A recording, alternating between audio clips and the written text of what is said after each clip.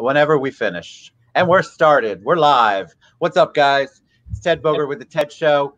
We have returning alumnus, really great friend of mine, longtime friend, Aaron Ludin. What's up, Aaron? What's up, y'all? How you doing? Super excited to have you back on. I've been wanting to have you back on since, wow, pre-COVID, all the stuff you had going on in your life. And update, you always have great insights. And so it's been a while. You're one of my first guests ever.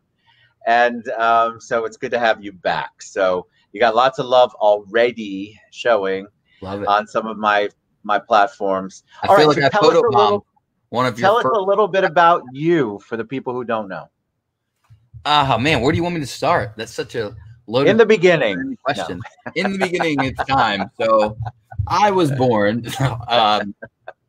So basically, I run a few different businesses that work with the real estate community. About 10 years ago, I started selling closing gifts here in the Central Florida area. I built a team that was as large as 8 people, and we used to each sponsor about 100 events a year all throughout the real estate community. So that's office meetings, that's local, regional, and state, and then also national. So either myself or my colleagues from other parts of the country would be at every major company's national convention as well. And so we spent the year just sponsoring everything and pitching our closing gifts and getting agents enrolled in the program, and built that all across the state. And then a few years back, ended up launching Orlando Real Producers. My counterpart in Indianapolis had seen a lot of success with Real Producers in Indianapolis. We had launched 5 other markets that were really starting to pick up steam. And their company basically restructured and gave me the green light to launch Orlando. And now we're on our 43rd issue. And so it's been going amazing. We have a publication. We do quarterly events, and we do monthly masterminds for the top 500 real estate agents in the city, as well as regular educational events that basically bridge the gap between the top 500 agents and the rest. And so we're just getting started, but the community is thriving right now. And I'm just super excited to see, you know, all the growth and all the success over the last few years, and who knows what the future will bring. I want to talk about Orlando Real Producers, of course, and I want to talk about your branding company, marketing company. But I want to ask you, pre-COVID, you had some crazy stuff happen. So I'm going to let you tell the story, because I think it's interesting. When we first started to get word that something had happened, that you were not well, you can imagine what the rumor mill was at that time. And I still hear some of the exact same things. So one of the things I would love for you to do, whatever you're comfortable with, share a little bit about what happened and the process that you had to go through to get back here. Yeah, I know everyone was saying I was in a mental institute or a drug rehab. No, I'm just kidding. I'm totally I heard both of those for sure. Totally joking. Yes. But no. So basically, I had been in Breckenridge, Colorado at the very end of January. It's funny, I just taught a class, a seminar. We had like, I don't know, 50 or 60 people. David Buckles and I just taught a social media mastery event. The next morning I woke up at 4 a.m. I flew out to Denver, drove over to Breckenridge. And long story short, we don't exactly know what happened because I had been asleep and everyone was outside cooking. And at some point, I fell down the stairs and hit my head. And we don't know if it was altitude. We don't know if I was like sleepwalking. We don't really know. But I woke up in the hospital about 2 weeks later, and I had a brain injury. I had been knocked unconscious. I was found unconscious. I was in the hospital for several days. I was in the hospital on a breathing tube and a feeding tube for 2 days. I was strapped down to the bed and restrained from being able to move or pull anything out for about 8 days. And I was in the ICU for 17 days before my friends basically all stepped up. One of my friends started a GoFundMe. A lot of people watching this, thank you for you guys. You guys helped bring me home. So I was airlifted back to Florida and checked into Halifax Health. Was there for a couple of days before I checked out to basically go into home rehab. And now have been in cognitive therapy and a few other things that I do regularly. But for the most part, I'm back to normal. I would say, you know, as well as you can be. Obviously, brain injuries are never totally perfect, and you never really know when they're perfect. There's not like a test, if you will. But I'm doing really well and feeling really good and really blessed to be here and just to be alive. You seem good, and that's great. good. I mean, I almost died. I could have died. Right. I could have been stuck there longer. I could have been stuck there during COVID. Honestly, the hospital had me on a lot of drugs, and I don't really know what they were giving me, but I don't remember the first 16 days out of 17 days in the ICU. And the last day is the day they stopped giving me the drugs. That's the only reason I remember it. And that's the only reason I remember Halifax, is because apparently they missed a form that was supposed to get there so that I couldn't be on the drugs in Florida. And so that's really the only reason I recovered so quickly. It's the only reason that I was able to process things and start to make improvement. And honestly, they would have kept me there many more weeks, probably through COVID. And who knows like what that would have done to my brain or my ability to come back. So I'm just really blessed and happy to be here. And I don't know, it's really hard to like not just have a smile on my face and be like, well, I almost died. So the stuff I'm worried about or stressed about or whatever, in the grand scheme of things, like it doesn't all, I don't know, it just doesn't all matter. Well, I think it's given you perspective, but what I love about you sharing your story, and you've done this on your social media, is that you talk about how some ways that you respond, some behavior that you have has been impacted by the brain injury. Will you tell them a little bit about specifically, because you talk about it, frontal lobe a lot. Yeah. So to be fair, like I'm not even sure like where it starts and where it stops. I don't know what issues are really related to the injury and what issues might be other things. Like, for example, we've been in quarantine. Like that's also, I've been ADHD since I was in, I don't know, first or second grade. So the truth is a lot of these symptoms are exactly the symptoms of ADHD. We have no idea if it's just like me being myself or me dealing with the brain injury, just to be fair. But I will say that what I've noticed in the beginning was I was really tired. I was really tired all the time. And then when I wasn't tired all the time, I was tired completely sporadically. There was no rhyme or reason. It had nothing to do with how much I slept, what time of day it was, any pattern whatsoever. It was completely unpredictable. When I was done, I was like actually done. It didn't matter if it was 11 a.m. It didn't matter if it was noon. It didn't matter if it was midnight. Like if it hit me, it hit me. I had to immediately go upstairs and go to sleep.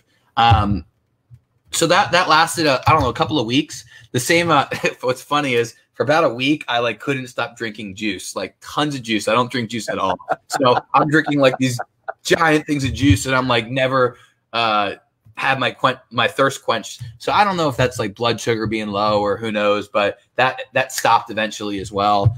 And so yeah, anyway, I forgot where we were. What was it like when you finally got back on your feet? Because you took obviously you had time, recovery time, you had time in ICU, then you had the transport time, you had to come back here, you had to do rehab.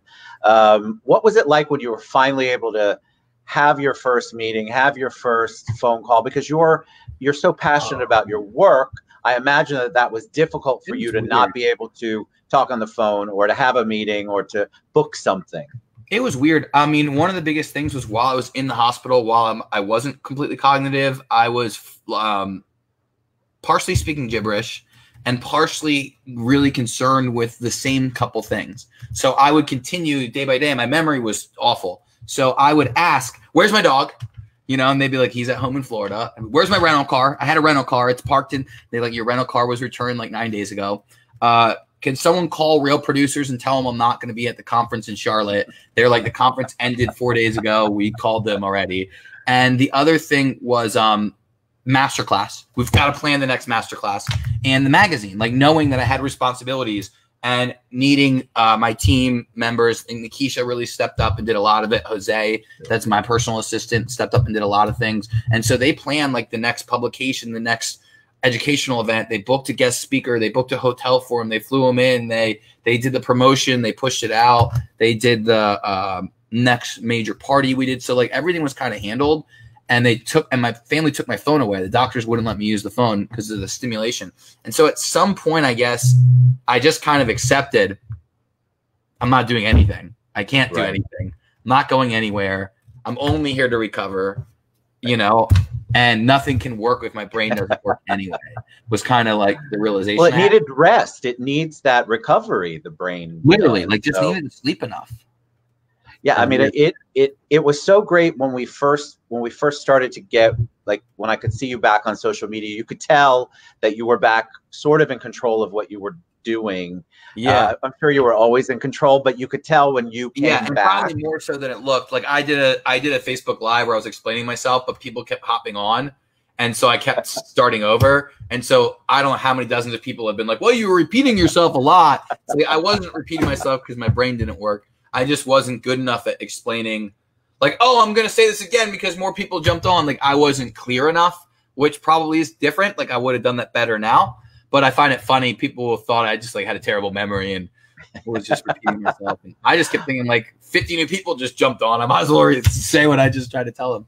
So anyway, it's but yeah, it's been a process. And the other things were, you know, there's definitely other nuanced differences. So being tired a lot, being more irritable at times. They told me I would be more impatient and have less judgment.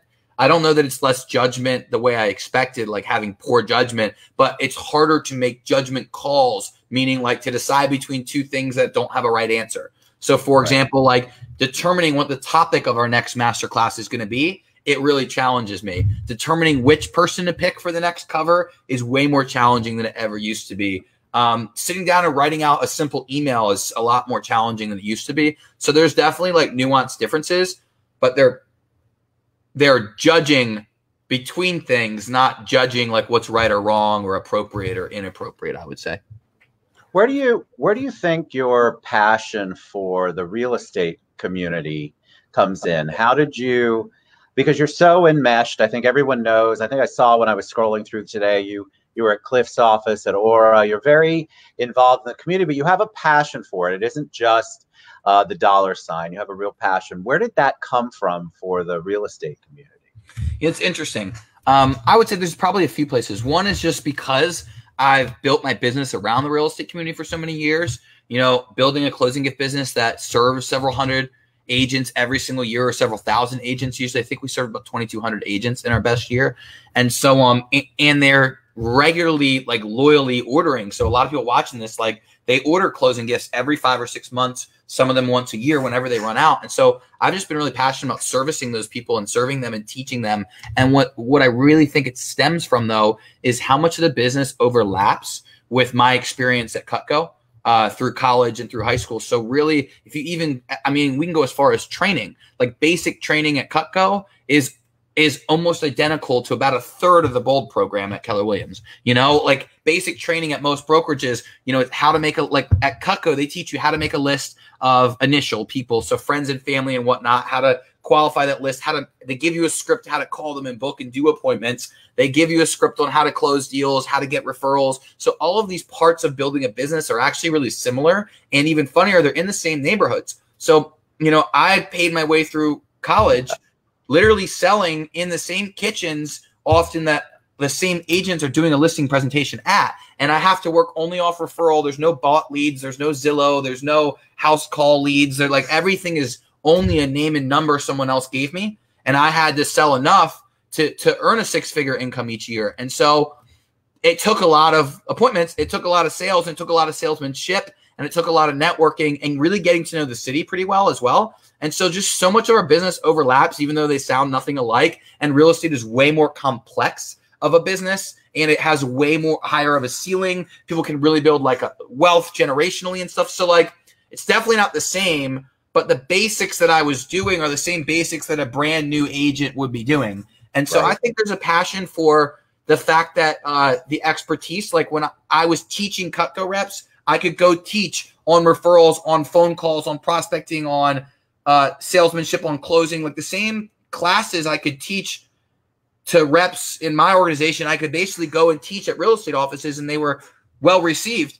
And then I guess that was really like the big thing. And then also just respecting that they're in a similar business where you're basically in an outside sales business. There's nobody looking over your shoulder. You've got to build your own business. You've got to also retain your clients on your own with your own decisions. And often there's not a lot of training on how to do that. And so I always felt like I have a perspective of what it takes to get my clients continuously ordering Cutco knives, right? It's not like a normal thing for people to buy on a regular basis.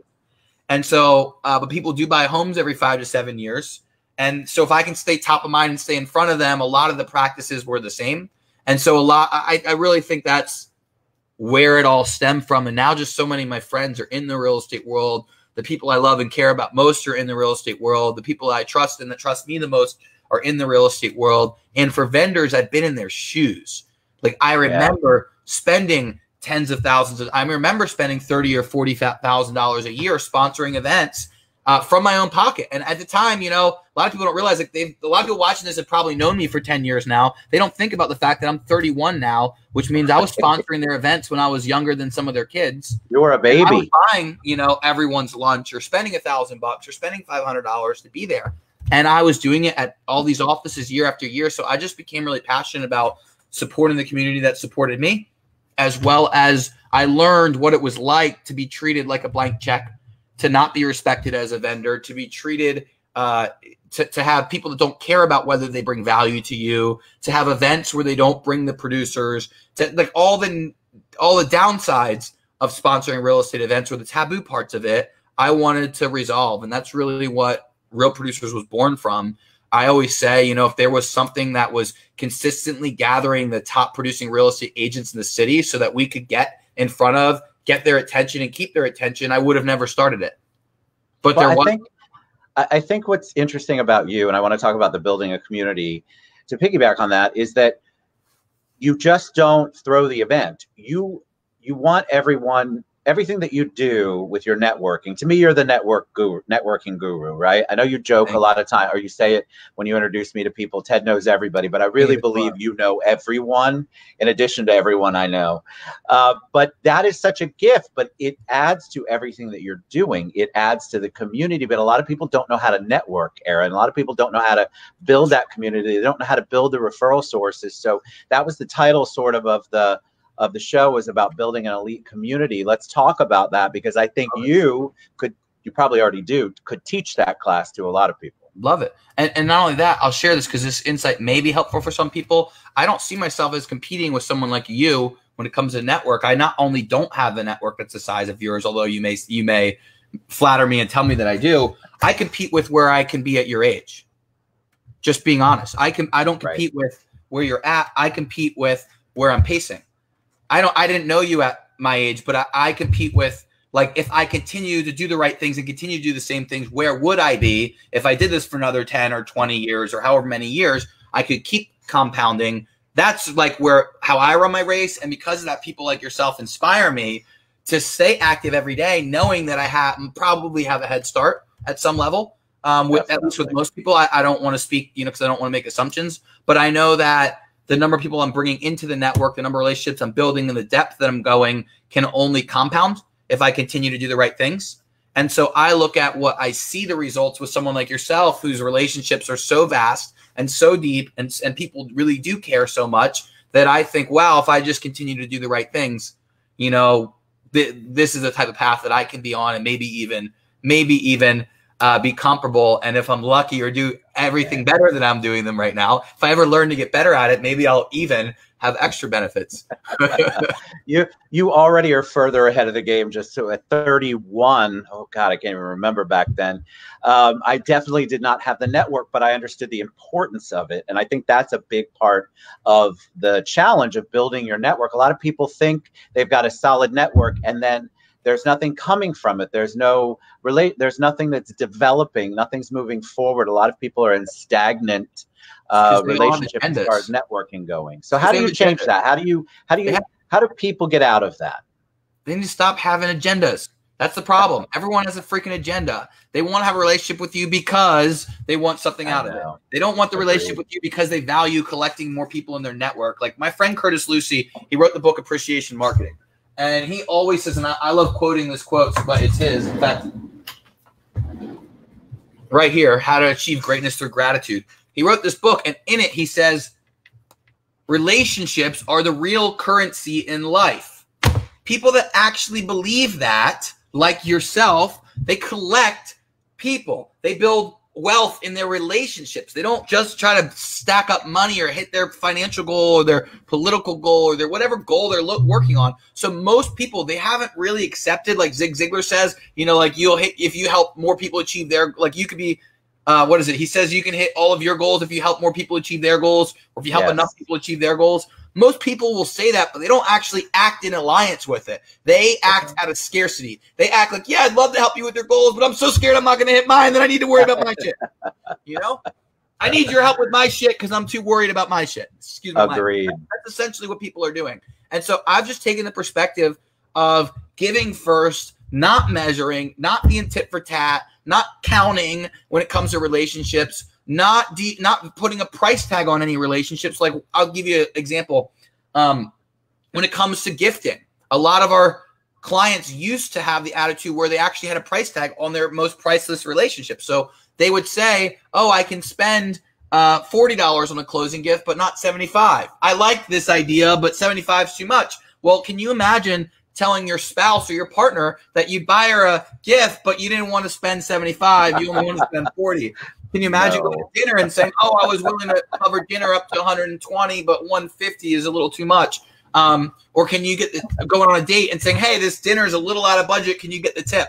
You know, like, that's what I feel like so many business owners are doing, is they're putting a price tag on their most priceless relationships. So they find relationships that are going to exponentially grow in value over their lifetime, but they find a way to monetize, like to minimize the value because they're looking at the short-term value. So when it comes to, let's just say, real estate, now, granted, real estate, they make a few $1,000s a deal. So the truth is that should be enough. When I was making a few $100s a deal, I would spend $75 or $80 Correct. or whatever on a client and not think twice about it. But I still see agents that make $3,000, $4,000, $5,000, $6,000, $7,000, and the $20 difference matters to them.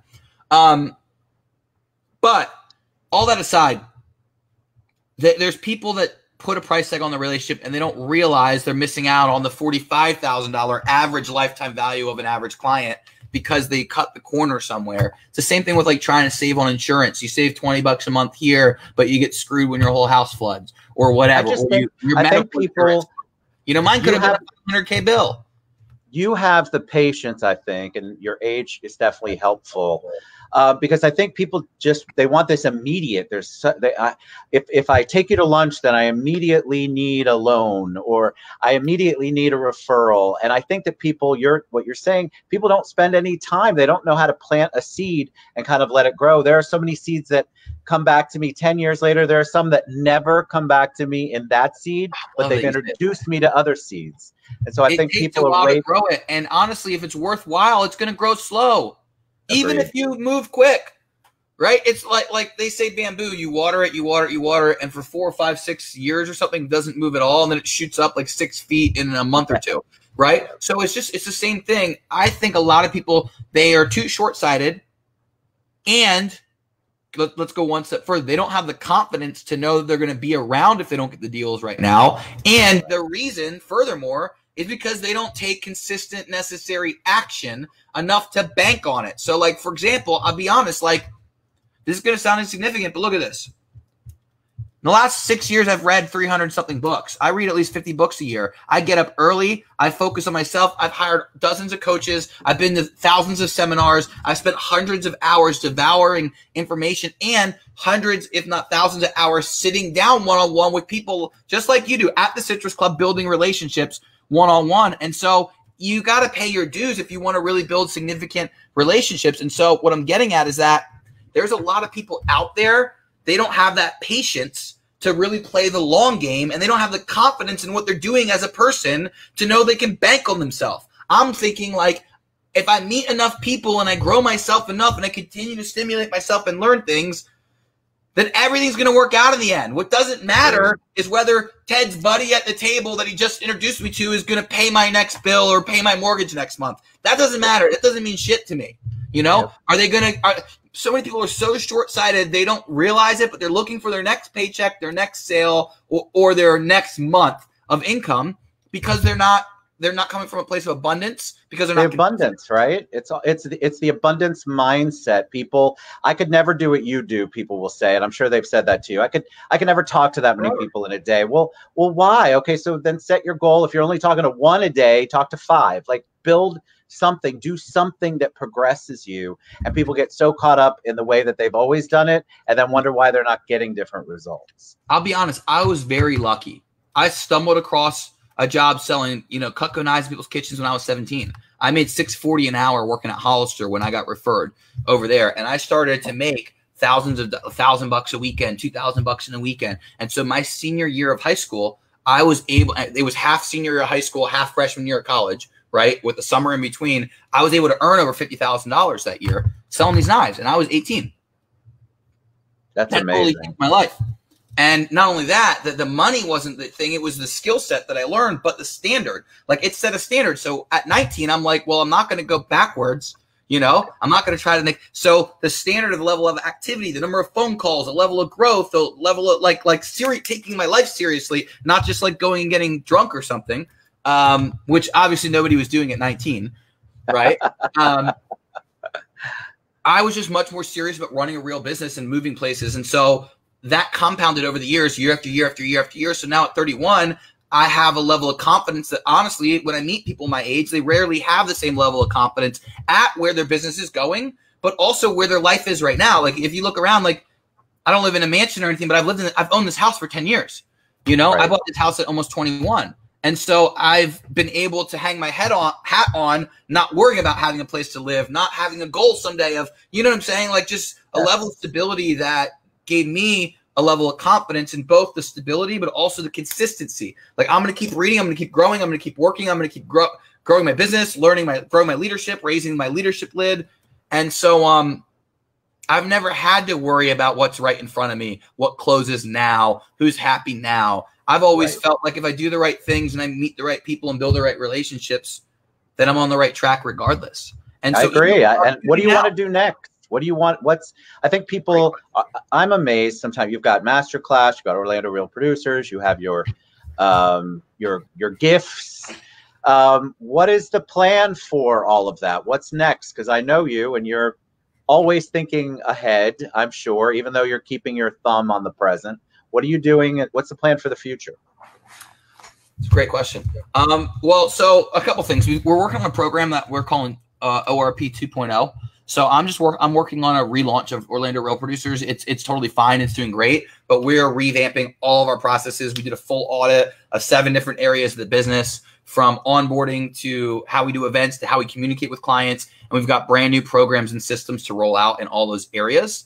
And a few new things we picked up from the pandemic, like doing virtual meetings once in a while. We're excited. And so my goal with that is to streamline the process better, create better interaction and introductions with people, only bring on the right partners, and then make sure that our people own the community. So that I want the community to own the community. So we're bringing on an advisory board. They're going to be in charge of curating some of the content. It's going to be less in my head and more in the hands of the group. So that's the immediate future. The long term, I've got a book that I've worked on for many, many, many years that I'm finally at the point of being ready to pick back up and finish it up and launch it. I took a bit of a hiatus when we started launching Real Producers because I was busy and I was crippled. So I wasn't. Yeah, you've had a crazy time on the physical side. That's for sure. Yeah, it's definitely been an interesting last few years. So I'm definitely excited to not only come out with a book, but honestly, I think I'm going to start making this a regular thing where I pump something out once a year. I've got probably 12 in my head and 3 scripted out. So I just want to keep continuing to write content and travel and inspire people and help people and teach the things that I've spent all these years learning. So that's really the next layer for me, is doing a little more speaking, a little more writing. And I'm very confident that you're going to see a book soon, and it probably will have a lot better perspective than it would have had if I had written it a few years ago. What do you do to stay positive? And I'm not talking about Orlando Real Producers or business. I know you read a lot, and I love it because it's motivating. I actually read 2 books during COVID, mainly because I felt really far behind on Aaron's list. But what do you do to stay positive? What is your personal thing that you do? A couple of things. I have a routine. So I'm of the belief that if you light yourself on fire, people will come to watch you burn. And if you've ever read the book, The One Thing, they say, what's the one thing that such by doing would make everything else irrelevant or unimportant? I think is basically, if not exactly, that's anyway. People always narrow it down to a minuscule behavior. So usually salespeople think it's phone calls or business people think it's leverage. They think their one thing is like a business strategy in a lot of cases. And I'm a big believer that if you've got 7 areas of your life you want to improve, and one is, let's say, health and fitness, and one is relationships, and one is your business, and one is your finances, then really there's probably 7 things. So we're sitting in a meeting years ago, and I asked Jay Papasan, who wrote that book, I said, Jay, what if you have 7 areas of your life or 6 areas of your life that you have a goal in, or is it possible to have 6 one things? And he said, absolutely not. He said, in dominoes, even if there's 6 lines, there's still one thing that lines up all the dominoes. Like there's still a line at one point and then it splits into 2. So he said, so what's the one thing that lines up all the dominoes and all 6 or 7 goals? And I thought about it for about, I don't know, 2 or 3 weeks. And you know what I came up with? How I start my day. What's the one thing that lines up all the dominoes is how I start my day. It makes me more likely, if I start my day inspired, motivated, empowered, and ready to roll, I'm going to take the right action more often. I'm going to show up more in my relationships. I'm going to be more inspired in my physical goals. I'm going to be more willing to show up at a gym, do whatever it takes. If I show up, not just like I'm positive, but Tony Robbins always says, like, there's a difference between, yeah, I'm positive, I'm good, and like, move out of my way, I'll handle this. You know, that's called being empowered when you're in that move out of my way state. Yeah. And so I'm a big believer that my one thing is to light myself on fire every morning. If you light yourself on fire, people will come to watch you burn. So I get up early enough to light myself on fire, to have enough time to light myself on fire, to have enough time to do the things like scrolling on Facebook and whatnot, to be writing things that will also show people that I'm on fire. So that by the time I need to be burning, if you will, I already am, and I'm able to inspire and stay inspired through my day. And so to me, that's the biggest thing that really makes me me. And I think people can see that now that I've explained it. Like a lot of you watching this, if so you know, good. Get that. That's so good. I've never thought about that, but I think the morning is for me, it's definitely sets the tone. But setting yourself on fire, I've got to think through that. I really love that analogy. State. So my best days start where I'm like attacking my phone. I'm beating my phone up, as Grant Cardone always says. I'm beating the phone up before breakfast, and I'm inspired and I'm motivated and I'm writing fired up stuff, and I have thoughts, and I listen to the same podcast. Like I listen to one of my mentors, Ryan Stewman, the Get Your Mind Right podcast, or sorry, it's called Rewire now. Every single morning, it's a 5-minute podcast. It's all fired up, inspired. And so like whatever it is for you, it doesn't have to be that podcast, but to actually get your day, start your day in an inspired state, like on a scale of 1 to 10 in a level of energy and excitement and enthusiasm. If you're below an 8, if you're an 8 or below, actually, you didn't start your day that well. Your day has got to start at a 9 or a 10, or the day is going to be a bit of a drag at some point, even if you thought you were quote unquote positive, you know?